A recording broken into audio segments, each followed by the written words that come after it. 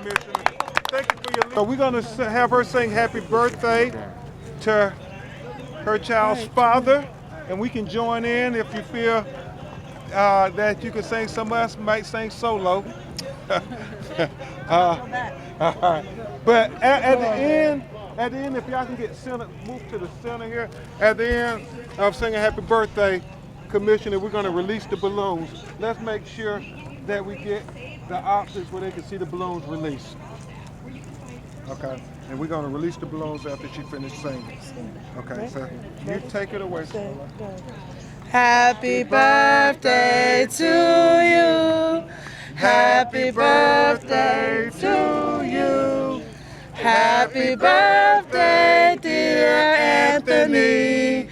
Happy birthday to you. Let go of the balloons, y'all.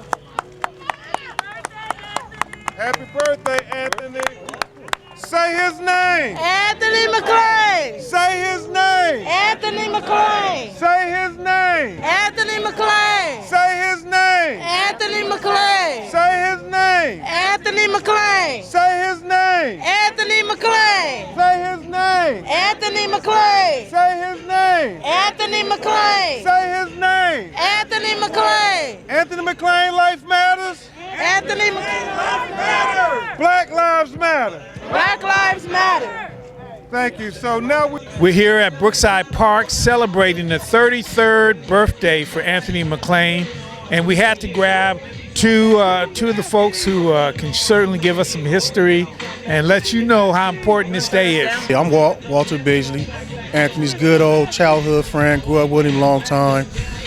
A lot of memories, man. A lot of memories. I ain't even been asleep yet, man. I've been up since his birthday first came in last night, man. That's my boy, man. I miss him, and I'm gonna make sure I'm gonna do what I gotta do so he can get his justice, man. And for everybody else in the future and everybody else in the past, we gonna come together and we gonna do what we gotta do to take care of this, and we gonna stick together, man. You know, happy birthday to my bro. You know what I'm saying? And I hope his kids end up coming through to get some of this good food that I done cooked for everybody. You know what I'm saying? And we gonna enjoy ourselves tonight, man. And you know, and God gonna take care of us. Good, and I want to thank Walt and Jasmine for pulling everybody out here in the community to celebrate how important this is for our community. Hi, I'm Adriana Bautista. So today we're honoring Anthony's 33rd birthday. And I didn't know him personally, but I know that he's very loved and cherished by his whole community, and we really wish that he was able to be here today. And you know, we need to keep commemorating him, keep his name alive, so that we can get justice for him, and so his spirit can continue to live on. Because we know, you know, once people pass, they're still with us, so we can connect and remember them, and, you know, feel their presence even if we just tap into that and connect with God. So that's what today means for me, just remembering Anthony, how his loved ones remember him, and being here as a comrade in solidarity as well, just to keep his name alive. With your journey, since you've known of the murder of Anthony, what have you learned how important it is for the community now to see this, to go through this painful experience, but yet come out more closer and engaging than we would have ever been without this incident or this shooting? So why don't you share that with the viewers? What's your experience has been? My experience has been that this community has actually, I've grown up in Pasadena. I grew up on the east side of Pasadena.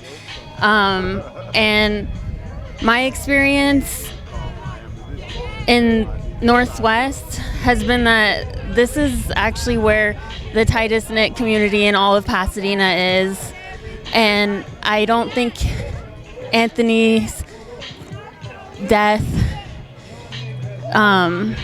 created that. I think it was already very tight-knit, and I think his death has shown people like me who not necessarily were involved before how tight-knit it was and will remain, and how valuable this community is to Pasadena, to all of Pasadena.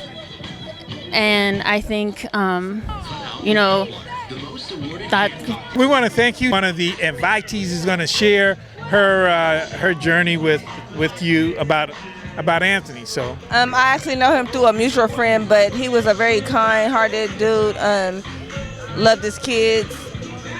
Very energetic. Like, he always had a smile on his face. I don't have any experience with him, but he was a good dude. Like, life was something that he wanted to grasp and hold on to. Perhaps would have grown into something better than what life gave him. So what does this really mean for the community as a result of his death now, and how the community has come together? It has a lot of people, like, I think people have learned to understand what death and kind of understand it and kind of cope with it and bond with it more than they wanted to, maybe, perhaps. But everybody has a number, and so we don't realize that until somebody dies, and then you realize, it's real. We're on borrowed time, so it's different than just feeling like you're just living life because you're really on borrowed time. So why don't you share with the viewers, before we let you go, your name, and then did you grow up in Northwest Pasadena? Yes, my name is Yana Johnson. I grew up in Northeast Pasadena. My son actually went to college. So there's some growth and good things can happen. It depends on you. Life happens.